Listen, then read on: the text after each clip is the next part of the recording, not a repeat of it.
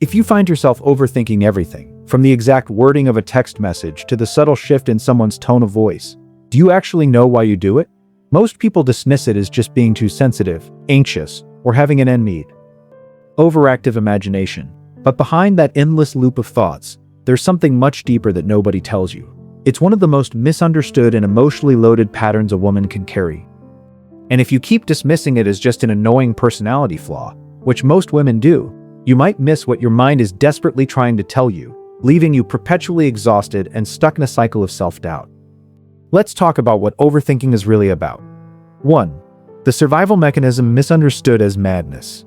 Had you ever spent hours analyzing a 3-second interaction, worrying if a coworker's brief nod meant they were secretly furious with you? Most people think overthinking is just a useless habit, a dramatic waste of mental energy. They tell you to just stop thinking so much, as if there's a simple off switch in your brain. Here's what's actually happening. Your overthinking isn't a malfunction. It is a highly sophisticated survival mechanism. In psychology, this is known as hypervigilance. Your brain isn't trying to drive you crazy. It is actively trying to protect you. It treats social rejection, conflict, or a potential mistake as a literal threat to your safety. By predicting every possible outcome and analyzing every past error, your mind believes it can prevent you from ever being blindsided or hurt again. Think about that for a second. Your mind is working overtime out of love for you. It's trying to keep you safe. But while this shield of endless thoughts protects you from potential discomfort, it also locks you in a cage of constant exhaustion. This means your inner world isn't broken. It's just tired of playing bodyguard.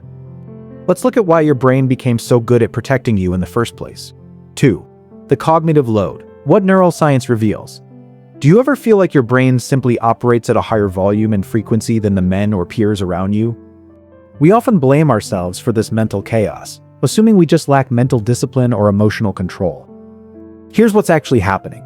Neuropsychological research shows that women generally possess a higher density of neural connections in the areas of the brain responsible for emotional processing, memory, and social intuition.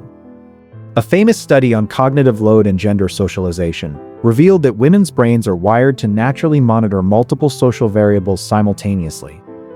When you walk into a room, you aren't just seeing people. You are subconsciously tracking body language, micro-expressions, and emotional atmospheres. This scientific reality translates to a profound emotional truth. Your overthinking is actually your high emotional intelligence, operating without a filter. You possess a beautiful, deeply tuned radar for human emotion.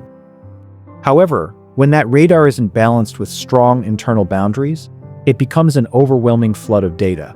You aren't crazy. You are just processing a massive amount of emotional information all at once. 3. The good girl. Blueprint and societal standards. Why does a simple email require 3 drafts and a final review from a friend before you hit send? A common assumption is that women overthink because they are naturally insecure or lack confidence in their professional and personal lives. Here's what's actually happening.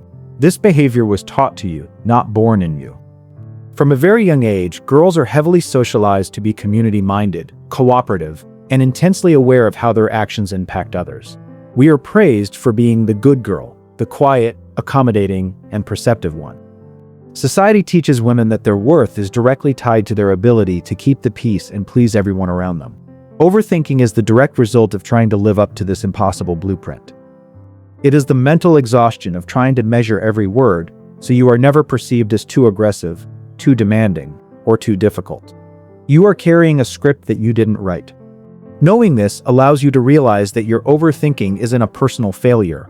It's a socialized response to an environment that demands perfection from women. If these insights are making you feel seen, take a moment to subscribe and hit the notification bell. We create these illustrated guides every week to help you understand your mind, validate your feelings, and heal your inner world. You are not alone on this journey. Now, let's go even deeper into where this blueprint originated in your own life. 4. The child who had to predict the weather. Do you notice that you can walk into a house or an office and instantly know the exact mood of the room before anyone even speaks? Most people call this an empathic superpower, or just being incredibly observant. Here's what's actually happening. For many women, overthinking started in childhood as a necessary tool to navigate an unpredictable environment. If you grew up with an emotionally volatile parent, a chaotic household, or an environment where love was conditional on your performance, you had to learn how to predict the weather. You had to read the microscopic signs of mood changes in the adults around you, just to keep yourself emotionally safe. The little girl you once was learned that being hyper-aware of other people's feelings was the only way to avoid criticism, anger, or abandonment. That little girl is still inside you, using overthinking as a shield to protect the adult woman you are today. Your mind believes that if it stops analyzing for even a second, you will miss a hidden danger. Recognizing this origin allows you to meet your overthinking not with frustration, but with deep compassion. 5. The selective alarm system. Have you ever noticed that you don't overthink equally around everyone? With some people you are relaxed and carefree, but around others, your mind spins into a chaotic cyclone of doubt. You might assume that this means you are unstable or that your anxiety is simply getting worse across the board. Here's what's actually happening. Your overthinking is highly selective, and that is a massive clue. You rarely overthink around people who are emotionally safe, consistent, and clear in their communication. Your mind spins into overdrive, specifically around people who give mixed signals, who are emotionally unavailable, or who pass passive-aggressive judgment. Think about that for a second. Your overthinking isn't an illness, it's an alarm system.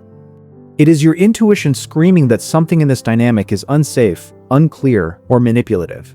Your mind is trying to fill in the massive gaps left by someone else's poor communication.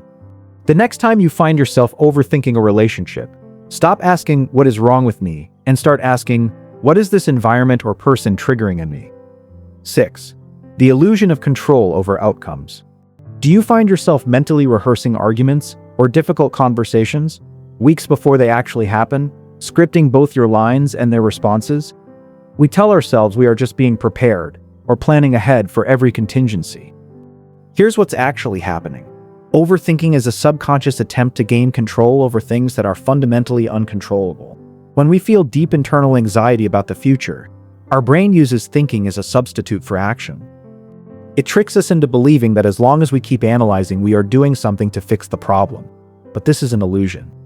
Rehearsing a tragedy in your head doesn't make it hurt less if it actually happens. It just forces you to live through the pain twice.